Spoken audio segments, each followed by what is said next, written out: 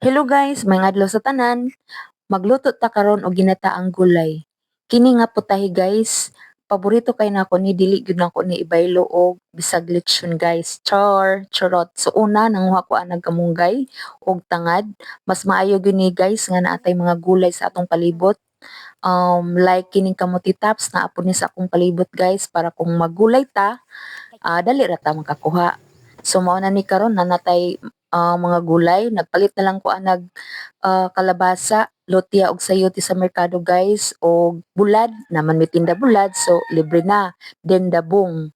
So karon guys, naapog ko'y lubi, nagpakagod ko og mao ni ang atong pag-prepare sa mga gulay. Panitan lang nato ning mga gulay guys, then human hiwa-hiwaon dayon siya. Pag human, ato din ni siyang hugasan og tarong guys. Then kini nga putahe guys, puti man tuod siya buhaton pero lamian gid kaayo ni. So karon ato nang gihugasan ang mga gulay guys. So mag-prepare na ta dayon og katong kinagud nato nga lubi na atay gi-prepare nga ikaduhang pupos ug mga espiso. Then mga panakot dayon ilunod lang na nato sa kaldero guys, then ilunod din tong mga panakot, then kadtong buwad, ang mga ingredients tanan day panglunod na siya tanan. Then human ato na din tong ibutang ang ikaduhang kupos nga lubi. So mao na siya paghuman og lunod ana guys takluban, then pag taod-taod mga few minutes ato dayon ng tan-awon kung naluto na ba ang mga gulay. Then ukay-ukayon lang na siya guys.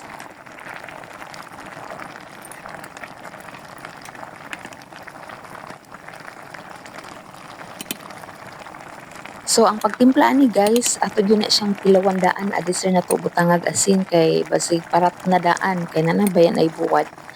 So mao na karon mo timplahan na tog asin kay murag nakulangan man adisir na to ilunod tong mga dahon.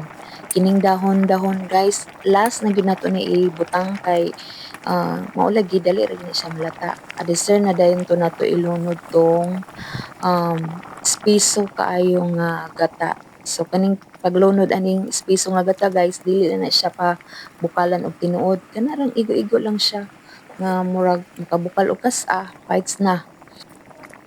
So kini nagtimpla na ko ani, nagbutang kog magic gamay. Then luto na ang atong ginataang gulay. Tara, mga na ta. So mao na ni ang atong ginataang gulay. Thank you for watching. Bye.